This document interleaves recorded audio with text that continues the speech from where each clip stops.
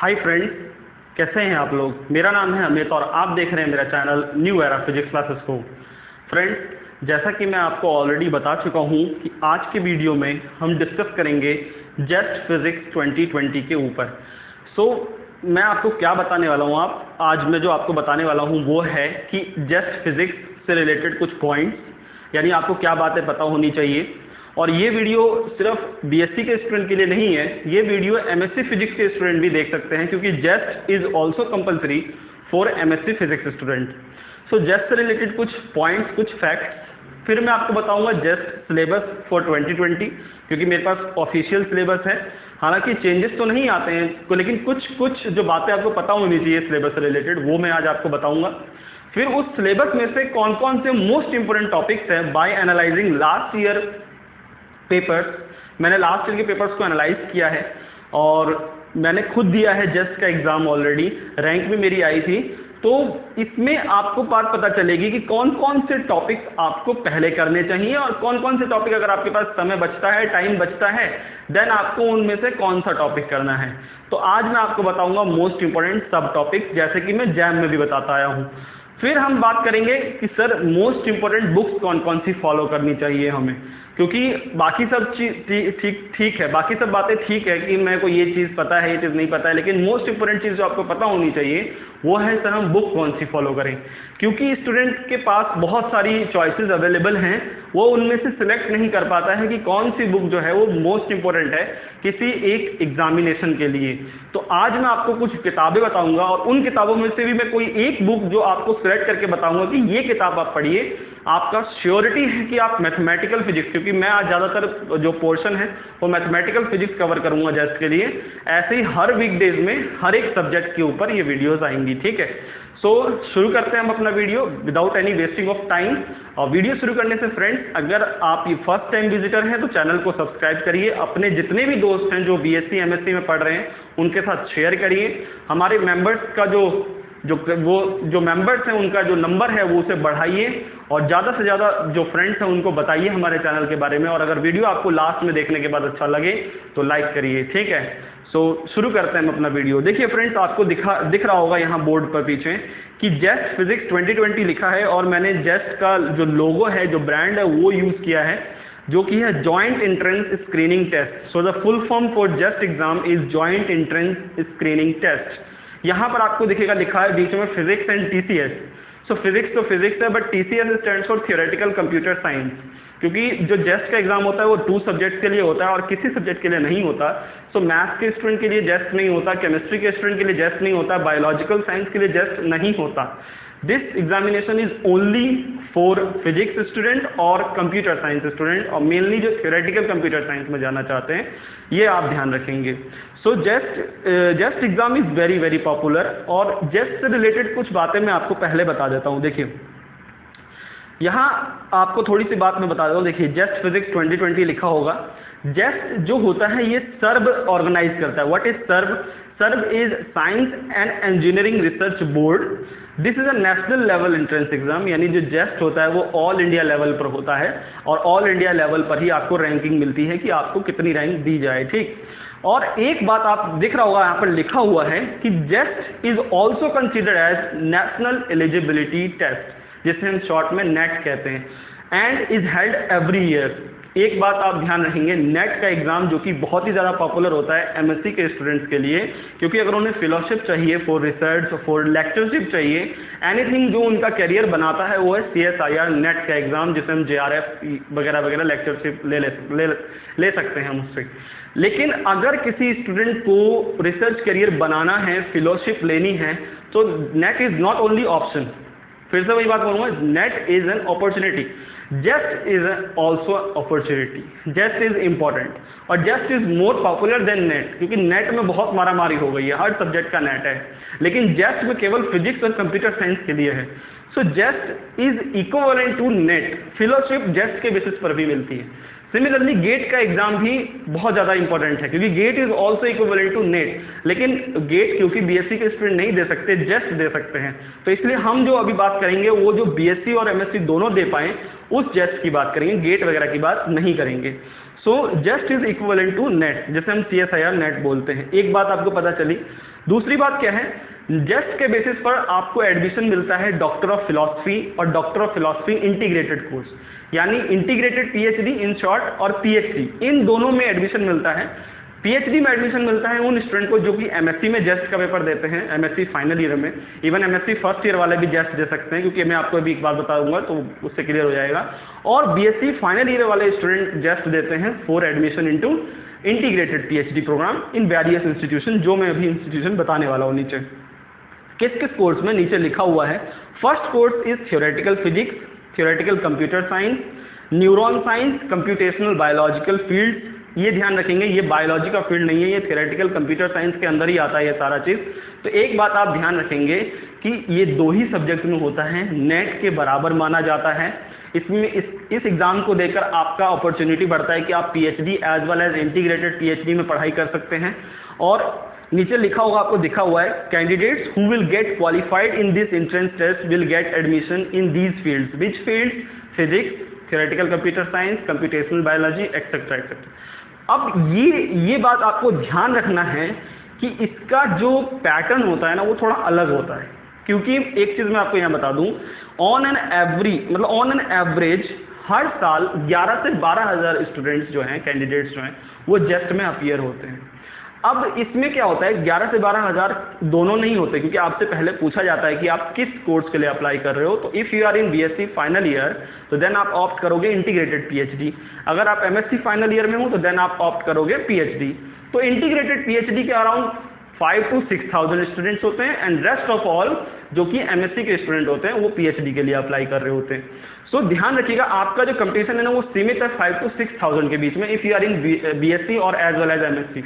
तो कंपटीशन 11,000 में नहीं है, क्योंकि दोनों का क्राइटेरिया अलग निकलता है, दोनों का रिजल्ट अलग अलग निकलता है, दोनों का जो नंबर ऑफ सीट्स है वो अलग अलग है, दोनों का जो कट ऑफ है वो अलग अलग है। तो ध्यान रखिएगा, आपका जो कंपटीशन है वो 5 to 6,000 के साथ है, टोटल 11 to 12,000 के साथ नहीं है। लेकिन एक चीज, ये तो पहली बात हो गई। दूसरी बात मैं बताता हूं आपको, पेपर का कोई डिफरेंस नहीं होता। यानी आप ये मत सोचिए कि अगर आप बीएससी फाइनल में है तो आपको पेपर थोड़ा आसान मिलेगा और जो एमएससी फाइनल ईयर में हो उनको पेपर थोड़ा हार्ड मिलेगा। दोनों का जो लेवल होता है वो इक्वल होता है, यानी जो पेपर एमएससी फाइनल ईयर वाला लिखेगा वही पेपर बीएससी फाइनल ईयर वाला भी लिखेगा। सेम होता है, डिट्टो क्वेश्चंस होते हैं, there is no change in any paper, चाहे वो टीसीएस का पेपर हो या फिजिक्स का पेपर हो। सो 3 बातें आपको ध्यान रखनी है, ये कि जेस्ट जो है वो नेट के बराबर होता है, पेपर में कोई डिफरेंस नहीं होता if either you are in BSc और इन एमएससी, और कट ऑफ दोनों के अलग अलग होते हैं। ये बात आपको ध्यान रखनी है, ठीक। सो अब हम बात कर लेते हैं इसके कि सर टेंटेटिव डेट्स बता दीजिए हमें, ताकि हम एक आपको एक सेट कर लेना है कि इसका एग्जाम नहीं निकलना चाहिए, यानी हाथ से ये एग्जाम नहीं निकलना चाहिए। क्योंकि मैं आपको चौथी बात बता देता हूं, इस एग्जाम का जो वैलिडिटी है, यानी जो आपको स्कोर कार्ड मिलता है, वो स्कोर कार्ड की वैलिडिटी 1 साल तक की होती है। अब आप बोलेंगे सर 1 साल के अंदर इसका मतलब क्या हो गया। जैसे देखिए, कुछ स्टूडेंट्स जो कि अगर एमएससी में हैं अभी, वो अगर ये वीडियो देख रहे हैं या वो शेयर करेंगे अपने सीनियर्स के साथ, तो एक बात मैं बता दूं, एमएससी के बाद पीएचडी में एडमिशन ऐसे बहुत सारे इंस्टीट्यूट्स हैं हमारे इंडिया में जो कि विंटर के टाइम पर भी पीएचडी प्रोवाइड कराते हैं। विंटर के टाइम भी उनका एडमिशन होता है, जैसे आईआईटी कानपुर है, आईआईटी गुवाहाटी है, एंड बहुत सारे इंस्टीट्यूशन है, अभी मेरे को याद नहीं आ रहा है, लेकिन उन सब में विंटर में भी एडमिशन होता है। तो लेट सपोज कि आपने एग्जाम दिया फरवरी में, इसका एग्जाम इन जनरल फरवरी में ही होता है, फेब में एग्जाम दिया, आपका रिजल्ट मार्च तक आ जाएगा, देन वो जो आपका स्कोर कार्ड बनेगा वो अगले मार्च तक वैलिड होगा, यानी 1 साल तक। तो यानी आप समर्स में तो अप्लाई कर ही सकते हैं उसी टाइम, लेकिन आप विंटर में भी अप्लाई कर सकते हो, 2 अपॉर्चुनिटी आपको मिलती है। सो इसीलिए एग्जाम और भी ज्यादा पॉपुलर माना जाता है, क्योंकि इसका जो स्कोर कार्ड का वैलिडिटी है वो 1 साल तक का है, और जो एमएससी के स्टूडेंट है वो विंटर के टाइम पर भी अप्लाई कर सकते हैं। सो बीएससी वाले तो नहीं कर सकते, क्योंकि बीएससी का तो उनको इंटीग्रेटेड पीएचडी ही मिल सकता है, एमएससी वाले के पास बहुत ज्यादा अपॉर्चुनिटी होता है, इसलिए जस्ट उनसे तो नहीं छूटना चाहिए, बट बीएससी वाले भी इसे ना छोड़े। ये मत समझे कि यार बीएससी वालों के लिए ये इंपॉर्टेंट नहीं है, ये जैन से भी ज्यादा इंपॉर्टेंट है। मैं क्यों, अभी मैं आपको नीचे बताऊंगा। सो जस्ट 2020 के एग्जाम डेट्स अगर आप लिख लें कहीं पर या मोबाइल में इसको अलर्ट रख लें अलार्म की तरह, तो सबसे इंपॉर्टेंट बात यह है कि ये हमेशा नवंबर में ही स्टार्ट होता है, इसका जो फॉर्म होता है नवंबर में होता है। आईआईटी जैन के बारे में जो मैंने बात बताई थी आपको, आईआईटी जैन का जनरली अक्टूबर या सितंबर में एग्जाम स्टार्ट होता है, जो एप्लीकेशन फॉर्म है, लेकिन इसका एप्लीकेशन फॉर्म नवंबर में स्टार्ट होता है, और नवंबर के स्टार्ट होने के बाद इसका जो लास्ट डेट होता है वो दिसंबर में, 1 महीने का टाइम मिलता है इजिली, एडमिट कार्ड जनवरी के 3rd वीक तक आ जाता है और जो जेस्ट का जो एग्जाम है वो 3rd वीक ऑफ फरवरी, और ऐसा ही होता है। इस बार भी 17-18 फेब को हुआ है जो कि 3rd वीक में ही है और या 2nd वीक में है, और उससे पहले 3rd वीक में 22 या 23 फेब को हुआ था, मे बी मेरे को याद नहीं रहते डेट्स। तो जनरली क्या है, आपको क्या मार्क कर लेना है, नवंबर का महीना, हमेशा नवंबर के महीने में ही इसका एप्लीकेशन स्टार्ट होता है और दिसंबर में खत्म हो जाता है। तो आप इसको मार्क कर लीजिए किसी कैलेंडर में ताकि आप इसको भूलें नहीं, क्योंकि अगर ये हाथ से आपका एग्जाम निकल गया तो देन आप बहुत सारी अपॉर्चुनिटी को खो देंगे, बहुत ही अच्छे अच्छे रिसर्च इंस्टीट्यूट्स को खो देंगे। हमारे पास बहुत सारे स्टूडेंट्स जुड़े हुए हैं, मैं उनका नाम नहीं लेना चाहूंगा, लेकिन जिन्होंने इस बार जेस्ट का एग्जाम बहुत अच्छी तरीके से मतलब क्वालिफाई किया, बहुत अच्छे अच्छे रैंक से क्वालिफाई किया है। मैं आप चलो एक स्टूडेंट का नाम बता ही देता हूँ, हमारी काफ़ी कन्वर्सेशन हुई है ऑलरेडी। अमन चौहान नाम है एक स्टूडेंट का, उन्होंने बहुत ही अच्छी तरीके से इसको क्वालिफाई किया है अच्छे रैंक से, और वो अभी हरिश्चंद्र रिसर्च इंस्टीट्यूट में उन्होंने एडमिशन लिया है। तो कितनी अच्छी बात है और कितना अच्छा अपॉर्चुनिटी उन्हें मिल गया इस एग्जाम को क्रैक करने के बाद। सो ध्यान से सुनिएगा हर एक बात को, कितना इंपॉर्टेंट है जेस्ट का एग्जाम, ठीक है। रिजल्ट इसका 1st वीक ऑफ मार्च तक आ जाता है, ठीक है, सारी बातें लिखी है, और जो स्कोर कार्ड है वो आपको 4th वीक ऑफ मार्च से मिल जाता है। अब इसका एलिजिबिलिटी क्राइटेरिया क्या है, यानी आप जब एडमिशन लेने के लिए जाओगे तो आपकी क्या क्वालिफिकेशन होनी चाहिए। सो इंस्टीट्यूट, हर एक इंस्टीट्यूट का एक अपना अपना क्राइटेरिया होता है कि वो इतने स्टूडेंट इनके बेसिस पर लेगा, इतने स्टूडेंट इनके बेसिस पर लेगा। जैसे अगर हम बात करते हैं एमएससी के स्टूडेंट्स के लिए, तो एमएससी के स्टूडेंट का आपको पता है वो गेट का भी एग्जाम देगा, वो नेट का भी एग्जाम देगा, वो जेस्ट का भी एग्जाम देगा। तो क्या होता है इंस्टीट्यूट में तो सीट्स भाई फिक्स है 10 सीट्स फॉर पीएचडी, तो क्या करता है 3-3 सीट्स लेता है, यानी 3-3-3, नेट से भी 3, गेट से भी 3 और जेस्ट से भी 3। तो उनके लिए तो सीट्स जो है वो बढ़ जाती है क्योंकि एग्जामिनेशन बहुत ज्यादा होते हैं। लेकिन बीएससी के लिए क्या फायदा है, अगर 6 ही सीट्स हैं तो वो 6 के 6 सीट्स जो हैं वो जेस्ट के बेसिस पर ही जाएंगे और किसी एग्जाम के बेसिस पर नहीं जाएंगे। तो एक बात तो आपको ये भी पता चल गई कि इंटीग्रेटेड पीएचडी का जो अगर सीट्स जितना भी है वो टोटली फिल होगा जेस्ट के बेसिस पर, और जो एमएससी के स्टूडेंट हैं उनके लिए जो सीट्स हैं वो पूरी की पूरी फिल होंगी उनके जेस्ट, नेट और गेट के बेसिस पर, ठीक है। अब देखिए पीएचडी के लिए अगर आप अप्लाई कर रहे हैं तो then you must have MSc degree in physics from recognised institutions. BTech वाले भी अप्लाई कर सकते हैं, बीटेक वाले भी दे सकते हैं, और अगर बीटेक के बाद उन्होंने जेस्ट क्वालिफाई कर लिया तो डायरेक्ट पीएचडी मिलती है। अब इंटीग्रेटेड पीएचडी की अगर हम बात करें, मैंने यहाँ हाईलाइट किया आईएमएससी में, तो आईएमएससी में वो मांगते हैं कि बीएससी होनी चाहिए, बीई होनी चाहिए, एमसीए वाले भी जा सकते हैं, बीटेक वाले भी जा सकते हैं, ठीक है। और इन कंप्यूटर साइंस फॉर एमसीए, और एमसीए का जो डिग्री है उनको जो है कंप्यूटर साइंस में एडमिशन मिलेगा। इंटीग्रेटेड एमटेक पीएचडी भी होता है, कहाँ पर, Indian institute of astrophysics IIA, और इनके पास डिग्री होनी चाहिए एमएससी की, ठीक है। और पोस्ट बीएससी ऑनर्स जो डिग्री होनी चाहिए वो फिजिक्स में होनी चाहिए, रेडियो फिजिक्स में और इलेक्ट्रॉनिक्स में, ठीक। तो देखिए अब हम बात कर लेते हैं पार्टिसिपेशन इंस्टीट्यूशंस की। देखिए हर इंस्टीट्यूट का क्राइटेरिया अलग अलग है, वो तो मैंने एक छोटी सी बात बताई है। अगर हम जनरली बात करें इसको समरी में, तो इंटीग्रेटेड पीएचडी के लिए you must have BSc physics, जो भी आपके पास सब्जेक्ट है बट बीएससी होना चाहिए, और for PhD you must have MSc और बीटेक की डिग्री। आप अप्लाई कर सकते हैं, मिनिमम 55 और 60% मांगते हैं, जो कि हर कोई गेन कर लेता है, ठीक है। अब अगर हम बात करें पार्टिसिपेशन इंस्टीट्यूशंस की, तो यहां पर अगर आप देखें क्यों है इंपॉर्टेंट जेस्ट का एग्जाम, तो ध्यान से देखिए। सबसे पहला यहाँ पर जितने भी इंस्टीट्यूशंस है ना, ये आईबॉल्स नहीं है, यानी इनके लिए सब हर रेस में नहीं भागते हैं।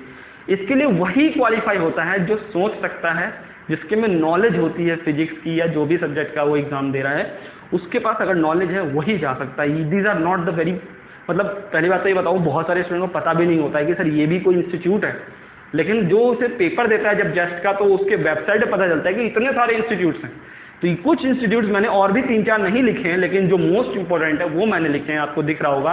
बोस इंस्टीट्यूट है, कोलकाता में है, एरीज नैनीताल में है, आइजर्स कुछ ही आइजर्स ऐसे हैं जो कि जेस्ट के बेसिस पर होते हैं, 2 या 3 तो जैम के बेसिस पर ही लेते हैं। HRI प्रयागराज में है, हरिश्चंद्र, जैसा कि मैंने आपको बताया एक स्टूडेंट वहां गए हैं पढ़ने के लिए। ICTS Bangalore, one of the best और one of the most important institute for those who wants to get into research institute for their theoretical physics research. अगर कोई ऐसा है जिसको ब्लैक होल्स है, एस्ट्रोफिजिक्स है, या स्ट्रिंग थ्योरी है, सुपर स्ट्रिंग थ्योरी, इन सब से रिलेटेड कुछ पढ़ाई करनी है, रिसर्च करना है, तो वो ICTS में बहुत मेहनत करे ताकि वो जा सके। क्योंकि ICTS एकमात्र ऐसा इंस्टीट्यूट है, इवन HRI भी है, लेकिन मैं जो बोल रहा हूँ मैं ICTS को ज़्यादा उसको ओवर करता हूँ, ताकि क्योंकि ICTS अभी नया नया बनाया और यहाँ पर जितने हैं सब फिजिसिस्ट हैं, चाहे वो कोई भी हो, इवन HRI में भी है, मैं HRI की बात नहीं कर रहा हूँ, लेकिन क्या डिफरेंस है सर, आप क्या डिफरेंस बता रहे हो? डिफरेंस ये है कि HRI में आपको 2 ईयर का MSc का प्रोग्राम मिलेगा और ICTS में आपको इंटीग्रेटेड PhD का प्रोग्राम मिलेगा। सो इंटीग्रेटेड PhD इज मतलब ज़्यादा रिसर्च ओरिएंटेड प्रोग्राम है ये as compare to MSc, but HRI is very very renowned, मतलब आप उसमें भी जा सकते हैं, वेरी वेरी रिनॉन्ड, आप उसमें भी जा सकते हैं, ठीक है। फिर IIA है, इंडियन इंस्टीट्यूट ऑफ एस्ट्रोफिजिक्स, फिर IMSc है चेन्नई, ये भी बहुत अच्छा है थियोरेटिकल फिजिक्स के लिए। IOP is also most important, institute of physics Bhubaneswar में है, आयुका है पुणे में है, जेबी नार्लिकर सर यहाँ रहते हैं, और नाइजर है भुवनेश्वर में, ये भी बहुत ज़्यादा ही इंपॉर्टेंट है। RRI है बेंगलोर में, रमन रिसर्च इंस्टीट्यूट, SINP है कोलकाता में, जो कि न्यूक्लियर फिजिक्स में जाना चाहते हैं उनके लिए है, TIFR जो कि मुंबई में है, टाटा इंस्टीट्यूट ऑफ फंडामेंटल। ये आप देख सकते हैं, these are the total research institutes, यानी यहाँ पर फिजिसिस्ट ही काम करते हैं, फिजिसिस्ट ही पढ़ाते हैं। इवन मैं जो अमन चौहान की बात कर रहा हूँ, उन्होंने तो मुझे खुद बताया था कि उनका इंटरव्यू भी अशोक सेन ने लिया था। अब बात सोचिए, जो इंटरव्यू भी अशोक सेन ले रहे हैं तो वो पढ़ाएंगे भी, और Ashoke Sen you already know, if you don't know then go and check out on Google कि कौन है वो और क्या शख्सियत है, ठीक है। तो ये बात हो गई आपकी टॉप इंस्टीट्यूशंस की पार्टिसिपेटिंग पास्ट। अब देखिए, अब हम बात करते हैं मैथमेटिकल फिजिक्स की। ये तो मैं आपको बताना चाह रहा था, वो जो इंपॉर्टेंट पॉइंट्स हैं, मैं ऑलरेडी अपने थंबनेल में बता चुका आपको कि इंपॉर्टेंट पॉइंट्स जो आपको पता होने चाहिए जेस्ट से रिलेटेड। अब बात करते हैं past year analysis for mathematical subject, mathematical physics subject, क्योंकि मैं आज बात करने वाला हूँ मैथमेटिकल फिजिक्स के ऊपर। Then next electricity and magnetism, ऐसे ही चलता रहेगा, सभी सब्जेक्ट का मैं आपको कवर कराऊंगा। अगर आप सारी बात को फॉलो करते हैं, अच्छी अच्छी किताबों को फॉलो करते हैं, आपका 100% जो है सिलेक्शन भी हो जाएगा। और जेस्ट के एग्जाम में मैं आपको बताऊंगा ऐसी बात कि ज़्यादा मेहनत करने की जरूरत नहीं है, लेकिन जितना आप मेहनत करें ना उसे 100% अगर देंगे तो पक्का सिलेक्शन आपका हो जाएगा। बस फिर उसके बाद एक प्रॉब्लम आता है, वो है इंटरव्यू क्रैक करना, वो भी हो जाता है अगर आपका पकड़ है उस सब्जेक्ट में तो। क्योंकि आप जब भी इस इंस्टीट्यूशन में जाने की बात करते हैं और आपने जस्ट क्वालिफाई कर लिया है तो आप में नॉलेज है ऑलरेडी, थोड़ा सा आपको और गाइड करने की जरूरत होगी, देन आप इंटरव्यू भी क्रैक कर देंगे। सो मैथमेटिकल फिजिक्स की अगर हम बात करें पास्ट ईयर एनालिसिस की, जो लास्ट ईयर पेपर्स में जो क्वेश्चंस आए हैं, तो इसमें मैं आपको पहले ही एक बात बता देना चाहता हूं। नीचे आपको दिखेगा, लिखा होगा कि इन 2016 ओनली 2 सेक्शंस वर देयर, मतलब 2016 और 15 में तो एक ही सेक्शन था, 50 क्वेश्चन थे पूरे। 2016 में 2 सेक्शन कर दिए गए और 2016 के बाद यानी 2017, 18 और 19 में 17, 18 और 19 में 3 सेक्शंस हो गए और उनमें क्वेश्चंस डाले गए, मतलब मार्क्स अलग अलग कर दिया, लेवल अलग अलग कर दिए, तो उस हिसाब से पेपर बनाया। 2019 की अगर हम बात करें तो 3 सेक्शंस थे। ए सेक्शन में 8 क्वेश्चन थे मैथमेटिकल फिजिक्स के, बी सेक्शन में 2 क्वेश्चन थे और सी सेक्शन में भी 2 क्वेश्चन थे, यानी टोटल हो गए आपके 12 question. So 12 question is also very मतलब लार्ज नंबर, आप इसे स्किप नहीं कर सकते। और मैं आपको बताऊं, आप देखिए अगर तो पर ईयर जो है वो बढ़ा है, पहले 5 ही क्वेश्चन आए। 2015 में अगर आप नीचे देखेंगे सिर्फ 5 क्वेश्चन आए, 2016 में 6 क्वेश्चन हो गए, 2017 में 9 क्वेश्चन, 2018 में भी 9 क्वेश्चन एंड 2019 में सीधा 12 क्वेश्चन आए, 12 क्वेश्चन। यानी पर ईयर जो है वो नंबर ऑफ क्वेश्चन बढ़ रहे हैं। और मे भी अगर हम इस ट्रेंड को फॉलो करें तो 14 क्वेश्चन भी आ सकते हैं, क्योंकि जो जस्ट का एग्जाम होता है उनका ज्यादा फोकस रहता है मैथमेटिकल पार्ट पे, चाहे वो क्वांटम मैकेनिक्स से ही क्वेश्चन पूछते हैं, लेकिन मैथमेटिकल पार्ट ज्यादा होता है उसमें कैलकुलेशन का। सो आपको मैथमेटिकल फिजिक्स को स्ट्रॉन्ग करनी पड़ेगी। इसके लिए आप क्या करें, तो अब हम बढ़ते हैं सिलेबस पे कि सर सिलेबस क्या है। देखिए, अगर हम बात करें मैथमेटिकल फिजिक्स के सिलेबस की, तो आपको दिख रहा होगा पीछे यहाँ पर कि vector algebra and vector calculus, tensors, curvy linear coordinate system and linear algebra, this is the first unit. यानी अगर आप कंप्लीट करना चाहते हैं इस पोर्शन को, तो जो बुक मैं आपको अभी नीचे बताने वाला हूँ उस बुक में आप सबसे पहले इसको कवर करिए। और इसमें से भी अगर आपको ऐसा लगता है कि ज्यादा टाइम लग रहा है आपको करने में, तो आप इसमें से भी कौन से पार्ट को ऐसे करें जो कि मोस्ट इंपॉर्टेंट है और ज्यादातर क्वेश्चन उसमें से आता है, वो मैं अभी आपको बताऊंगा। तो फर्स्ट यूनिट का जो सिलेबस है वो vector algebra, linear algebra, vector calculus, tensors and curvy linear coordinate system. अब आप बोलेंगे सर बीएससी में तो टेंसर्स ढंग से पढ़ी नहीं, सर बीएससी में तो हमने लीनियर अलजेब्रा का मतलब आप समझ लीजिए, यहाँ पर मैट्रिसेस एंड वेक्टर स्पेसेस की बात हो रही है। सो मैट्रिसेस आपने वेक्टर स्पेसेस ढंग से नहीं पढ़ा, तो उन सब चीज का पता है क्या, मैं आपको ऑलरेडी बता चुका हूँ, पेपर का लेवल सेम है, चाहे वो एमएससी फिजिक्स का स्टूडेंट दे या बीएससी फिजिक्स का स्टूडेंट दे। तो आप देख सकते हैं कि आपका कंपटीशन जो है थोड़ा टफ हो जाता है उस केस में पेपर के लेवल पर बेसिस, क्योंकि एमएससी के स्टूडेंट ऑलरेडी पढ़ चुके होते हैं, बीएससी का स्टूडेंट इतना एक्स्ट्रा टॉपिक नहीं पढ़ता है, लेकिन आप भी पढ़ सकते हैं उस लेवल का अगर आप तैयारी करते हैं, क्योंकि कंपटीशन आपका कम स्टूडेंट्स है, इनका कंपटीशन थोड़ा ज्यादा है, लेवल सेम है पेपर का। तो आपको करना क्या है, कुछ बुक्स हैं ऐसी मोस्ट पॉपुलर, अगर आप उनको फॉलो करते हैं, उनके कॉन्सेप्ट्स को पहले पढ़ते हैं, देन 10 से 15 प्रॉब्लम्स हर रोज लगाते हैं, तो इजीली आप भी कर लेंगे, क्योंकि उतना टफ पोर्शन नहीं है। Tensors is a very easy topic. So next unit पे अगर हम देखें तो लीनियर डिफरेंशियल इक्वेशंस हैं, elements of Sturm Liouville theory, special functions, ये एक अलग चीज है। स्टर्म लियोविलाई थ्योरी जो है, आप इसे मैं अभी जो बुक बताने वाला हूँ उसमें भी देख सकते हैं, लेकिन है बहुत ही इजी कंसेप्ट फ्रेंड्स। हाँ, थोड़ा सा जो टफ जो कंसेप्ट है, जो एक तरीके से पोर्शन है इस यूनिट में, वो है स्पेशल फंक्शन। तीनों के तीनों स्पेशल फंक्शन आपको करने हैं, लेजेंड्रे फंक्शन, बेसल फंक्शन और हर्मिट फंक्शन। इन तीनों को अगर आप 100% कर लेते हैं, 2 क्वेश्चन आते हैं इसके, और लिख लीजिए कि आएगा वो इस ईयर भी 2020 में भी। सो कॉम्प्लेक्स एनालिसिस है। कॉम्प्लेक्स एनालिसिस कहने का मतलब बेसिक्स ऑफ कॉम्प्लेक्स नंबर्स नहीं है, ये जैन से बिल्कुल उल्टा है। यहाँ पर आपका कॉम्प्लेक्स डिफरेंशिएशन भी आ सकता है और कॉम्प्लेक्स इंटीग्रेशन भी आ सकता है। अब कॉम्प्लेक्स डिफरेंशिएशन और कॉम्प्लेक्स इंटीग्रेशन में आपको क्या पढ़ना है, वो मैं अभी मोस्ट इंपोर्टेंट सब टॉपिक्स में बताने वाला हूँ, तब डिस्कस करते हैं। फॉरियर series, फॉरियर transform and Laplace transform भी आपने फॉरियर सीरीज और फॉरियर ट्रांसफॉर्म तो बीएससी में सीखा होगा, पढ़ा होगा मैथमेटिकल फिजिक्स में, लेकिन लैप्लास ट्रांसफॉर्म नहीं पढ़ा हुआ, लेकिन लैप्लास ट्रांसफॉर्म भी है सिलेबस में, तो आप इसे भी नहीं स्किप कर सकते हैं, और ये इंपॉर्टेंट भी है friends. Elementary properties of discrete groups, not मतलब ये सिलेबस में लिखा है, बट मेरा मानना ऐसा है कि इसके अलावा भी क्वेश्चन आया हुआ है पहले, तो आप ग्रुप थ्योरी मान लीजिए, यानी एलिमेंट्स ऑफ ग्रुप थ्योरी मानिए सीधा, not properties of the discrete groups only. आपको ग्रुप थ्योरी का थोड़ा एलिमेंट्स पढ़ लेने हैं जो इंपॉर्टेंट है, अभी मैं बताऊंगा। सो एलिमेंट, एक और इंपॉर्टेंट फ्रेंड्स जो ये यूनिट है, एलिमेंट ऑफ प्रोबेबिलिटी थ्योरी और एरर, ये बहुत ज्यादा इंपॉर्टेंट है, क्योंकि प्रोबेबिलिटी के मिनिमम 2 to 3 क्वेश्चन जो हैं वो इस पोर्शन से होते हैं, यानी प्रोबेबिलिटी के ही ज्यादातर क्वेश्चन मिलते हैं आपको। इन अगर हम देखें 5 और 6 यूनिट्स में से 3 क्वेश्चन, मैक्सिमम 3 क्वेश्चन तक प्रोबेबिलिटी से हो सकता है। और आपको पता है कि अगर हम क्वांटम मैकेनिक्स के प्रोबेबिलिटी को भी ऐड करना है, जो कि वो भी मैथमेटिकल ही है, तो करीबन 6 से 7 क्वेश्चन पूरे पेपर में ऐसे होते हैं जो कि सिर्फ प्रोबेबिलिटी की ही बात हो रही होती है। सो प्रोबेबिलिटी थ्योरी तो आप स्किप नहीं कर सकते हैं, ठीक है। तो ये जो है आपका सिलेबस है, आप इसका स्क्रीनशॉट ले सकते हैं, और ये बिल्कुल ऑफिशियल सिलेबस है मैथमेटिकल फिजिक्स वाले पार्ट का, ठीक। सो अब मैं आपको बता देता हूं कि इनमें से आपको क्या करना है। उससे पहले नोट पे नजर मार देते हैं जो मैंने यहाँ हाईलाइट किया। It is the most important part of this syllabus, you can not skip this portion. यानी कि मैथमेटिकल फिजिक्स एक इंपॉर्टेंट पार्ट रखता है, और अगर आप उसको अभी ढंग से करते हैं ना, सीख के करते हैं, कंसेप्ट बिल्ड करके करते हैं, तो फिर आपको इंटरव्यू में भी दिक्कत नहीं आएगी। और इवन कुछ टेस्ट होते हैं, क्योंकि जब ज्यादा स्टूडेंट का एप्लीकेशन नंबर आ जाता है तो वो टेस्ट दोबारा रखवा देते हैं, इवन आपका जेस्ट क्लियर हो गया है तब भी, तो आपको वहां भी हेल्प होगी और इंटरव्यू में भी हेल्प होगा, तो ध्यान से करना है इस चीज को। सो मोस्ट इंपोर्टेंट सब टॉपिक्स की बात करते हैं अब। देखिए, सबसे पहले फर्स्ट यूनिट में अगर आपने स्क्रीनशॉट ले लिया है तो आप देख सकते हैं, वेक्टर कैलकुलस को आपको करना ही पड़ेगा, लीनियर अलजेब्रा आपको करना ही पड़ेगा। लीनियर अलजेब्रा में आपको क्या करना है, देखिए मैट्रिसेस और वगैरह जितनी भी चीजें हैं आप वो कर ही रहे हैं ऑलरेडी जैम के सिलेबस में भी, और जब मैं आपको बता रहा हूं यहाँ पर ये मैट्रिसेस एंड वेक्टर स्पेसेस है।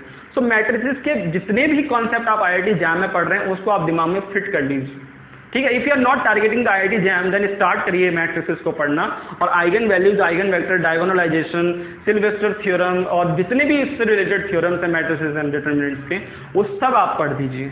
लेकिन उसके अलावा जो लीनियर अलजेब्रा में जो मोस्ट इंपोर्टेंट जेस्ट में पूछा जाता है वो है transformation, linear transformation and vector spaces. ये 2 मोस्ट इंपोर्टेंट टॉपिक जो लीनियर अलजेब्रा से रिलेटेड जो क्वेश्चन है वो आता है जेस्ट में ज्यादातर, जैसा कि मैंने पास्ट ईयर के पेपर्स में देखा है, ठीक। और फर्स्ट यूनिट में आप टेंसर्स को नहीं स्किप कर सकते, टेंसर का भी कभी क्वेश्चन इस ईयर नहीं आया था, टेंसर का क्वेश्चन, कर्वी लीनियर कोऑर्डिनेट, ठीक, curvy linear coordinate. Special function यानी सेकंड यूनिट में बात करें तो स्पेशल फंक्शंस की बात करें तो बेसल्स, हर्मिट्स और लेजेंड्रे ऑलरेडी बता चुका हूं। स्टर्म लियोविलाई थ्योरम भी इंपॉर्टेंट है। देखिए, जो चीज आपने बीएससी में नहीं पढ़ी और अचानक आपको दिख रहा है ना, समझ लीजिए उसके ऊपर क्वेश्चन आएगा, जो बीएससी के स्टूडेंट सुन रहे हैं अभी इस बात को। तो अगर आपने जो चीज बीएससी में नहीं सुनी इस सिलेबस में, और उसके ऊपर जरूर क्वेश्चन आएगा, तो ये आप उसको करना ही पड़ेगा। Complex analysis, complex integration, CR condition, Cauchy Riemann condition, residue theorem और ल्योरेंट सीरीज। अगर आप इनको कर लेते हैं तो कॉम्प्लेक्स एनालिसिस 100% आपका सही जाएगा, क्योंकि जो भी क्वेश्चन आया है वो कॉम्प्लेक्स एनालिसिस से वो इन्हीं 4 चीजों पर आया, इन्हीं 4 सब टॉपिक्स पर आया है। तो आप इसको कर लीजिए। सबसे पहले बुक्स बताऊंगा अभी, उस बुक से आप जाकर चुन चुन कर सकते हैं। मे बी मैं कोशिश करूं कि जुलाई ऑनवर्ड से मैं कुछ आपको लेक्चर्स दे पाऊं। अगर मेरे पास टाइम रहा तो आधे घंटे का भी मिल गया तब भी मैं आपको एक लेक्चर्स देने की कोशिश करूंगा, ठीक है। अभी जून के महीने में आप ये सीखिए कि आपको क्या क्या करना है, और 1 जुलाई से आप रूटीन तैयार करिए, क्योंकि बगैर रूटीन कुछ नहीं हो सकता फ्रेंड्स। आप रूटीन तैयार करिए कि इतने घंटे मुझे ये टॉपिक पढ़ना है। जो चीज आप जैम में पढ़ रहे हैं उसके अलावा जस्ट में क्योंकि एक्स्ट्रा आपको दिख रहा है, उसके लिए आप एक्स्ट्रा टाइम दीजिए, ठीक। और जो 4th यूनिट है आपको उसमें करना है फॉरियर एंड लैपलास ट्रांसफॉर्म। फॉरियर सीरीज तो आप ऑलरेडी जैम में कर ही रहे हैं, लेकिन इन दोनों चीजों पर आपको बहुत फोकस्ड रहना है अगर आप जस्ट का प्रिपरेशन कर रहे हैं तो फॉरियर एंड लैपलास ट्रांसफॉर्म का भी 1 से 2 क्वेश्चन आता है, दिख रहा होगा आपको। ग्रुप थ्योरी में आपको करना क्या है, जैसे डिस्क्रीट ग्रुप्स होते हैं, डिस्क्रीट ग्रुप्स बहुत सारे होते हैं हमारे पास, उनको करना है बेसिक्स क्या है ग्रुप थ्योरी के, यानी क्या उनके प्रोपोजिशंस होते हैं, वो सारी चीजें करनी है आपको। ग्रुप की डेफिनेशन क्या है, सब ग्रुप्स क्या होते हैं, नॉर्मल सब ग्रुप्स क्या होता है, ये सारी चीजें जो है आपको करनी है, ठीक। प्रोबेबिलिटी में आपको पता है, आप एक मैथमेटिकल फिजिक्स की बुक उठाइए और प्रोबेबिलिटी करना शुरू करिए। जहां तक आप कर सकते हैं मैक्स टू मैक्स करना शुरू कर दीजिए। जितना आप मैक्सिमम प्रोबेबिलिटी करेंगे, प्रोबेबिलिटी का जो पोर्शन कवर करेंगे, उतना ही फायदा होगा आपको। और आगे क्योंकि इंटरव्यू भी देना होता है आपको, अब इवन क्वांटम मैकेनिक्स से क्वेश्चन जो आते हैं वो नहीं बन रहे होते हैं, लेकिन आपको प्रोबेबिलिटी का नॉलेज होगा तो वो बन जाएगा, ठीक है। लेकिन प्रोबेबिलिटी का 2 क्वेश्चन मैथमेटिकल फिजिक्स से ही होता है। अब बढ़ते हैं नेक्स्ट पोर्शन पे, जो कि बहुत ही मोस्ट अवेटेड पोर्शन है, वो है सर मोस्ट इंपोर्टेंट बुक्स बता दीजिए।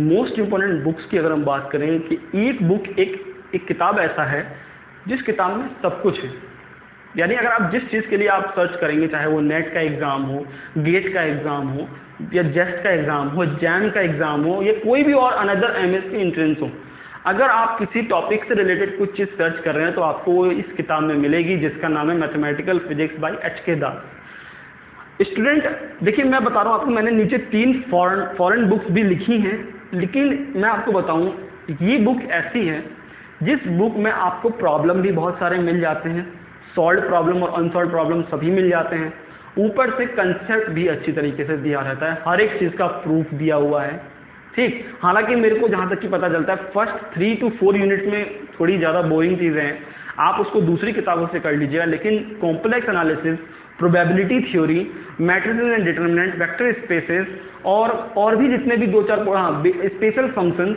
ये सारी चीजें 100% अच्छी तरीके से एक्सप्लेन भी हैं और उसके ऊपर प्रॉब्लम्स भी बहुत अच्छे अच्छे दिए हुए हैं। तो आप मैथमेटिकल फिजिक्स बाय एच.के. दास जरूर ले लीजिए, चाहे पीडीएफ फॉर्मेट में या खरीद कर, क्योंकि मेरे को जहां तक कि पता है पीडीएफ फॉर्मेट एच.के. दास की मैथमेटिकल फिजिक्स वाली नहीं मिलेगी, एडवांस इंजीनियरिंग मैथमेटिक्स मिलेगी, आप वो भी ले सकते हैं, सेम चीज है। अगर नहीं आप फिजिकली पढ़ना चाहते हैं तो जो डिस्क्रिप्शन बॉक्स है उसमें बाय लिंक दिया है, आप वहां से जाके खरीद लीजिएगा। One of the best book है, हाईलाइटेड है।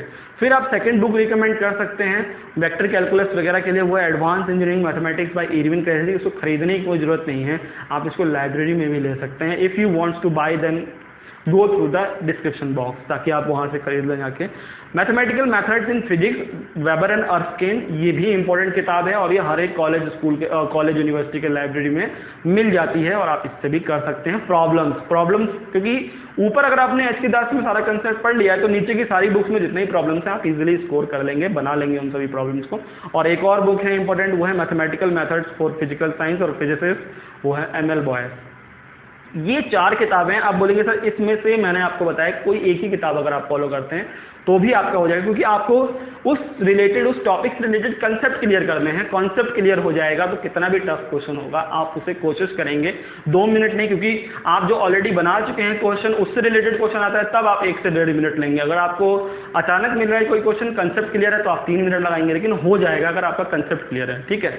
तो आप एच.के. दास तो ले ही लीजिए और फिजिकल में लीजिए, आपके पास होनी चाहिए। हर एक प्रॉब्लम को बनाने का टिक मारिए कि मैंने इतने क्वेश्चन कर लिए, पूरा डाटा रखिए उस चीज का।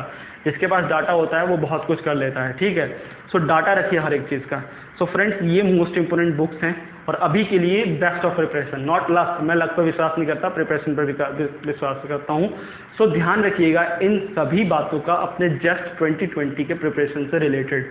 अगर आपको कोई भी बात अभी समझ में नहीं आई कि सर आप नोट्स की बात कर रहे हैं, सर नोट्स कहाँ मिलेगा, तो मैं आपको बता दूं जुलाई ऑनवर्ड से अगर मैं लेक्चर देना शुरू कर दिया मैंने, तो फिर आपके लिए काफ़ी अच्छी बात है, क्योंकि मेरे को कुछ नॉलेज है इससे रिलेटेड, जितनी भी है मैं आपको शेयर करने की कोशिश करूंगा। और अगर मैं लेक्चर नहीं बना पाया तो इवन कोई मैं डे फिक्स करूंगा वीक में, और एक वीक में एक ही नोट्स दूंगा, और आप जब तक उस नोट्स को कंप्लीट नहीं करेंगे तब तक मैं आपको दूसरा नोट नहीं दूंगा जस्ट रिलेटेड। तो नोट्स मेरे पास ऑलरेडी अवेलेबल हैं। आपको थोड़ा अभी रूटीन बनाना है, अभी जल्दबाजी मत करिए कि सर अभी दे दीजिए सारे नोट्स, फिर आप नोट्स के चक्कर में पड़ जाते हैं, देन किताब छूते नहीं हैं। तो अभी आपको सारी अरेंजमेंट कर लेनी है और जुलाई के फर्स्ट वीक से अपना स्टडी स्टार्ट करना है। एंड देन अगर मैं लेक्चरशिप नहीं बना पाया, देन आपको नोट्स मिलेंगे, किसी भी प्लेटफॉर्म में मिल सकता है, यूट्यूब पे मिल सकता है, ट्विटर पे मिल सकता है। तो आप जिस भी प्लेटफॉर्म पर हैं आप उसे वहाँ पर मेरे को फॉलो करिए, चाहे फेसबुक हो, ट्विटर हो या इंस्टाग्राम हो, मैं वहीं पर शेयर कर दूंगा। क्योंकि वो ज़्यादातर पीडीएफ फॉर्मेट में होगा, तो मैं आपको रिकमेंड करूंगा कि मैं लिंक शेयर करूंगा, तो आप ट्विटर पर फॉलो करिए या फेसबुक पर फॉलो करिए। अगर यूट्यूब पर नहीं है तो सब्सक्राइब करके जाइए, ठीक है। सो ये सारी बातें जो हैं आपको अपने दिमाग में फिट कर लेना है। जस्ट का एग्जाम बहुत ज़्यादा इंपॉर्टेंट होता है, नेट के बराबर माना जाता है। एमएससी और बीएससी दोनों के लिए पेपर का लेवल सेम आता है, कोई डिफरेंस नहीं होता, नंबर ऑफ क्वेश्चंस भी सेम होते हैं। कट ऑफ जो है सर प्रीवियस ईयर का कट ऑफ अगर आप बता दें तो सही रहेगा। इस बार का जो कट ऑफ था वो 31 मार्क्स था फॉर बीएससी स्टूडेंट्स, यानी जिन्होंने बीएससी जो स्टूडेंट है उन्होंने पेपर दिया था, उनको इंटीग्रेटेड पीएचडी के लिए अगर एडमिशन के लिए अप्लाई करना है तो उनके लिए जो कट ऑफ था वो 31 था। अब आप देख लीजिए, और जो एमएससी के हैं उनके लिए शायद 30 था। तो एक बात आपको ध्यान रखना है, 30 मार्क्स आउट ऑफ 100 का ही पेपर आता है टोटल, या 31 marks out of 100 is not a easy task. ये बात अपने दिमाग में फिट कर लीजिए। जस्ट में 31 मार्क्स लाना थोड़ा टफ होता है। हालांकि इस साल का पेपर बहुत ही ज़्यादा आसान कर दिया था जस्ट का भी, जैसा कि जैम में हुआ था। जस्ट का भी पेपर बहुत आसान था, और आपको जो रैंक मिलेगी वो जितनी सीट्स हैं वहीं तक की मिलेंगी। यानी अगर 400 सीट्स हैं टोटल इंस्टीट्यूशन में, तो आपको उतनी ही रैंक दी जाती है, उतने ही बच्चे मतलब क्वालिफाई होते हैं। मतलब मैं आपको बता दूं, ऑन एन एवरेज 5 to 6,000 में से 500 मैक्स क्वालिफाई कर जाते हैं। ज़्यादातर अगर हम ट्रेंड देखें पीछे साल का, यानी 500 तक रैंक मिल जाती है। इस ईयर 398 तक मिली थी। सो आपको उसी लेवल से तैयारी करनी है। तो ये पास ईयर कट ऑफ भी मैंने आपको बता दिया। सो बात करते हैं कि सर मैं आपको हर एक सब्जेक्ट के ऊपर ये इंपॉर्टेंट टॉपिक, इंपॉर्टेंट बुक्स और जो सिलेबस है और पास्ट ईयर एनालिसिस है वो सारी बातें बताऊंगा। सो नेक्स्ट जो टॉपिक होगा मेरा electricity and magnetism for just 2020, और जो संडे आ रहा है उसमें आपको संडे यानी तो मंडे को आपको आईआईटी जैम 2020 के लिए मॉडर्न फिजिक्स के ऊपर वीडियो मिलेगी, ठीक है गाइस। सो अभी के लिए मैं इतना ही बता सकता हूँ आपको। मिलते हैं अपने नेक्स्ट वीडियो में, तब तक के लिए गुड बाय, टेक केयर।